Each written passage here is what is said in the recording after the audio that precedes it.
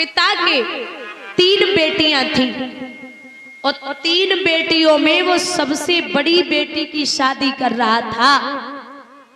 तो दामाद वही बारोठी हो रही थी तो रूठ गया, बोले हमें 4 व्हीलर चाहिए, गाड़ी चाहिए। तो ससुर जी बोले बेटा अब गाड़ी कैसे दे, तुम्हें पता है कि हमारे 20-25 हजार की नौकरी है और ज्यादा पैसा भी नहीं है। अगर मैं आपको दूंगा तो 2 बेटियां और हैं, उनको भी देनी पड़ेगी क्योंकि बेटियां तो तीनों बराबर है, मैं नहीं दे सकता।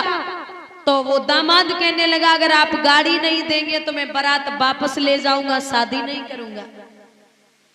पिता ने पगड़ी उतारी और दामाद के पैरों पे रख दी, बेटा इज्जत का सवाल है, आप वापस मत जाइए। यहाँ वहां से पैसे इकट्ठे किए और इकट्ठे करके पैसे अपने दामाद को गाड़ी दी।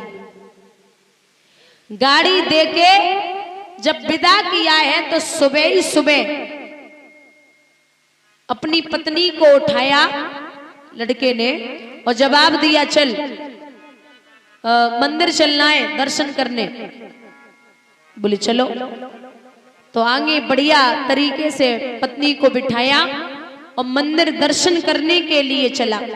अब गाड़ी इतनी स्पीड में है, बराबर भगा रहा है, तो जवाब दिया पत्नी ने महाराज धीरे चलाइए, धीरे चलाइए, आप जानते हैं इतनी चलानी नहीं आती, आप धीरे चलाइए। अब धीरे कैसे चलाएं, खुद के बाप को तो रुपया लगो ना, खुद के बाप को अगर लगो हो तो धीरे चलाएं। अब बिटिया के बाप को रुपया लगो बामे सो पे भगाई जाए रे।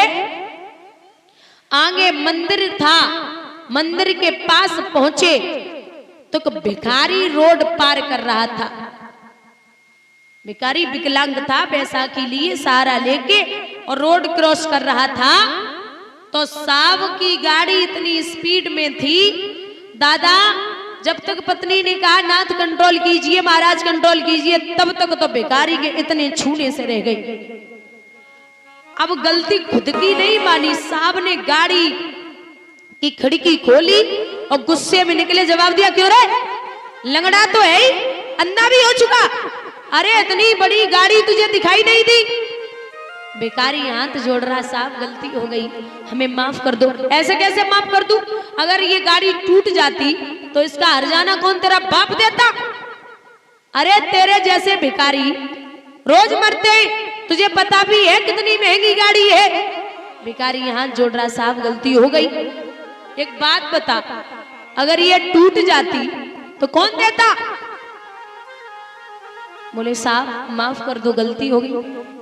अब पत्नी आगे आई और आगे आए कि पत्नी ने 100 रुपए निकाले और भिखारी को दे दिए।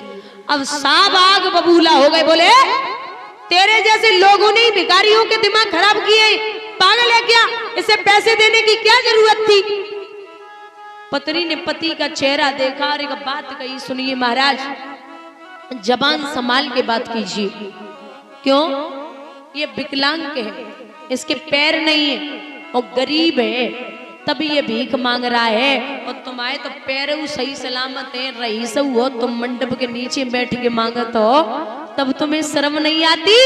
अरे तुम मंडप के नीचे बैठ के मांगते हो, ये रोड पे खड़े होके मांगता है भिखारी, दोनों ही क्वालिटी अलग अलग है। बोलिए गोविंद भगवान की।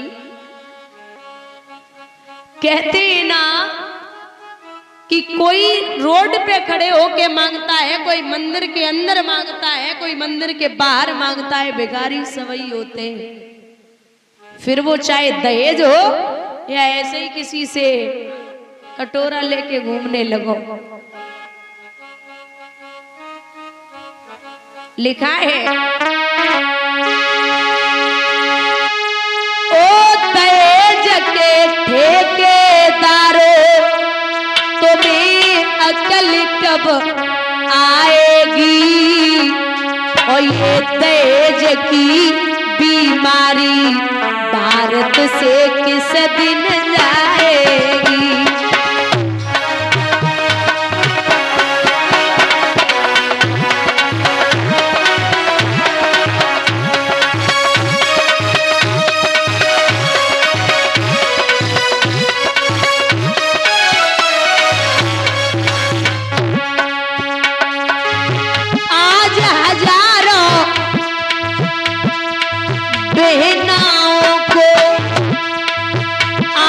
लगाते देखा है, आज हजारों बेनाओं को फांसी लगाते देखा है।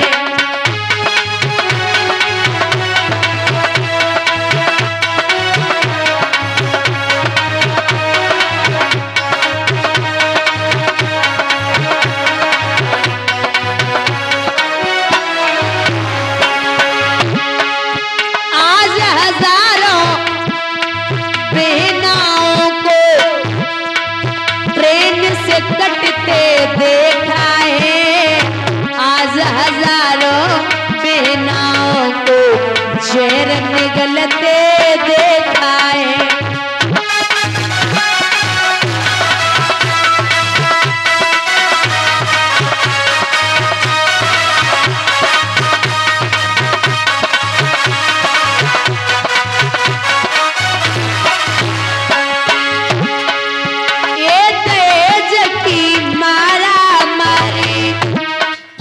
जाने किस दिन जाएगी, वो तेज के ठेकेदारों तुम्हें अकल कब आएगी।